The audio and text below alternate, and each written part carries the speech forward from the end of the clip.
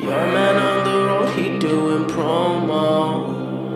You said keep our business on the low, low. I'm just trying to get you. You can't have birds. I'm a thug. You know, but it ain't about me. Hold on, no, because I'm not a thug. I'm not a thug tonight. I'm a lover tonight. Oh, damn. What the hell is going on? He confusing the shit out of me. Gotta go with the flow of the show. Okay, look, for everybody that's confused, He confused. B. Griffith's confused, so I'm going to break it down. Word up. Sean Sawyer is the executive, Okay. the owner, the Okay. businessman, Okay. the more logical one. Alright. Capo, he the one got split personality. Okay. He a thug, he a lover, Okay. and a gangster. Word up. It's crowded up in that too. So what happened was, Capo wanted to be on all the daggone shows, right? Mm-hmm. So a little altercation happened a couple of weeks ago during the In Our Opinion sports show, and he just thought it was going to go down, and it didn't go down like he thought it was going to go down. There was a, you know what I'm saying? It was a little. So after that, I was like, man, I can't be a part of this. You know what I'm saying? I want to see some. I want to see something go down. Yeah, and but you want to see some good play. I had to see something. You know what I'm saying? You know what I'm saying? Bob Blah and C now, you know what I'm saying? They were going at it. I thought. You know what I'm saying? I thought it was going to get gangster. And after that, I said, you know what? This ain't for me. So, the Hangover show is gangster. Yeah, okay. So, you know, that's why I feel more calm. I'm comfortable on the Lovers Rock show, yeah, because I'm a lover. I love the ladies.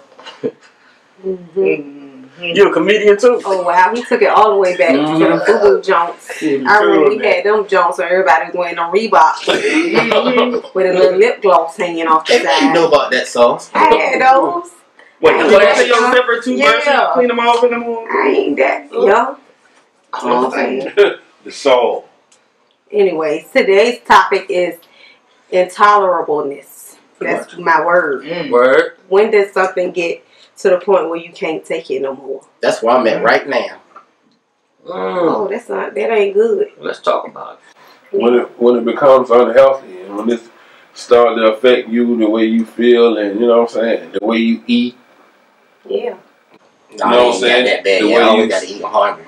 No, I'm hungry. It gets like that though. Sometimes in life, when you get in a situation or you get complacent, you start to realize things. Well, once you get complacent, ain't no realization sometimes for some people, but y'all get what I'm saying.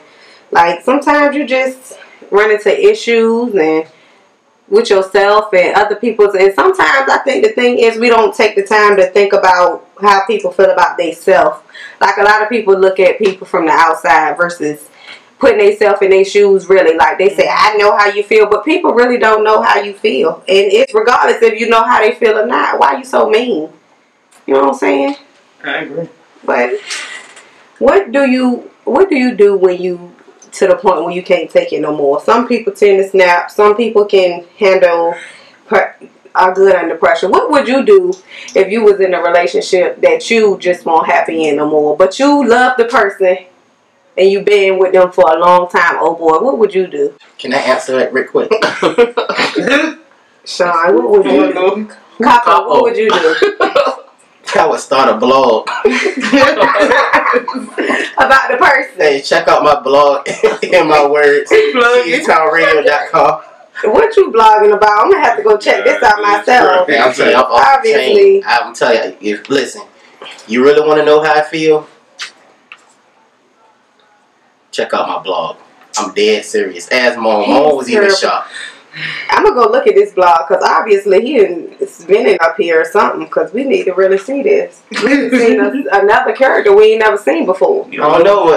Shout out to Moan, my PR, my assistant, my everything. Because she keep telling me you need to channel your frustration somewhere else. And with that blog, that's what I did. And you know, I'm getting there one day at a time. One day at a time. Well, I'm happy that you found a way to, you know, get rid of your stuff, but a blog ain't gonna help you all the time.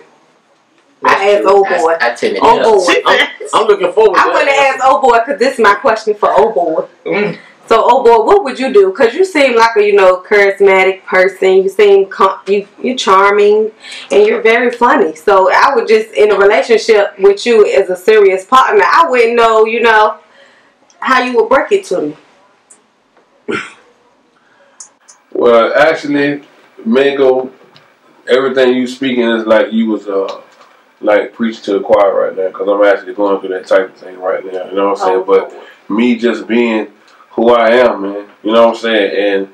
And the reason why I act the way I act, you know what I'm saying, so I can keep my mind off the nonsense. You know what I'm saying? Because I know it's not completely nothing that I'm doing that's wrong. You know what I'm saying? So, you know what I'm saying? Just sometimes the other person just want to try to make it so difficult and hard for you, man. Want to try to, you know. So at what point do you say, I'm done with you? Like, we can't do this? Because a lot of times I feel like I'm the person that don't want to give up on nothing. So it's like, when do you really just say, this ain't for me? You ain't even got to be a relationship. When do you really get to that point when you don't think about it no more, or it don't catch your interest?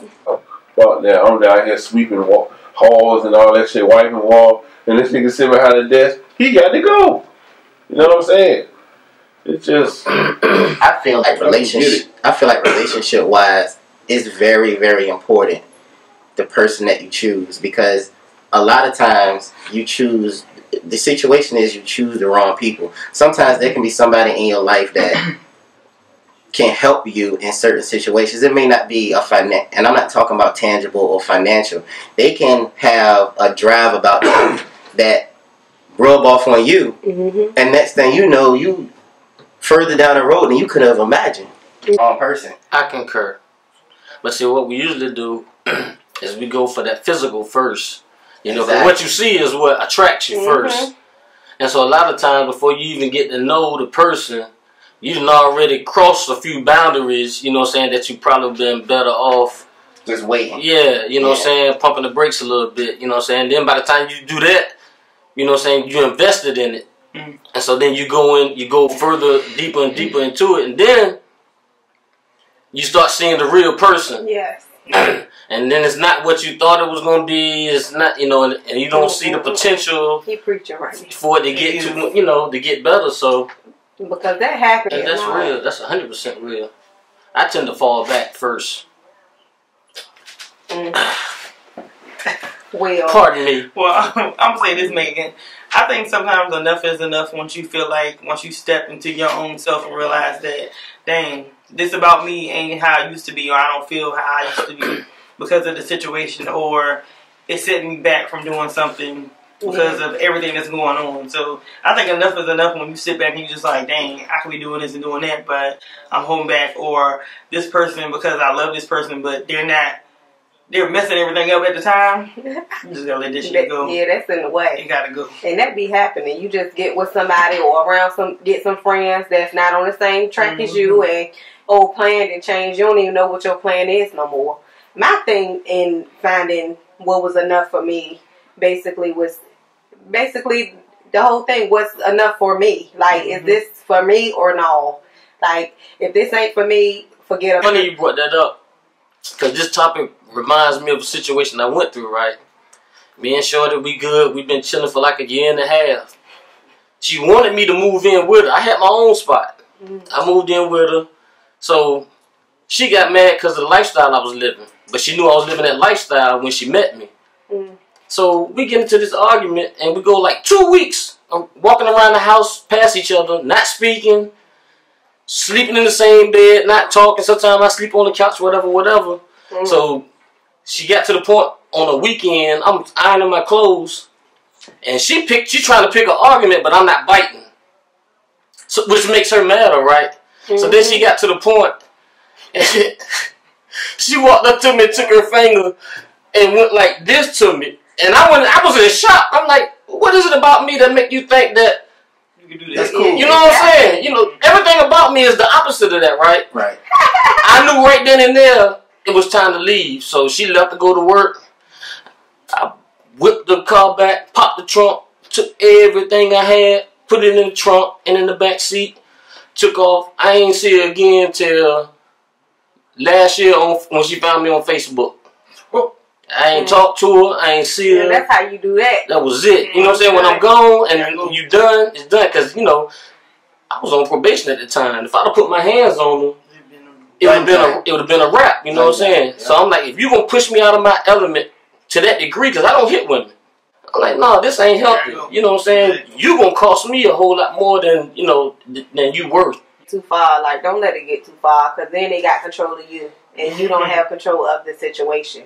Like, that's something that I'm trying to, you know, that's the difference between me and Michelle. I can probably say at this point in life, like, my patience and a little bit of I'm rowdy, but I feel like I have, when I get mad and go extreme, I be feeling like, because it's a respect thing. And sometimes you disrespect yourself when you let others disrespect you, in a sense. You know what I'm saying? So my thing is, you're not going to disrespect me.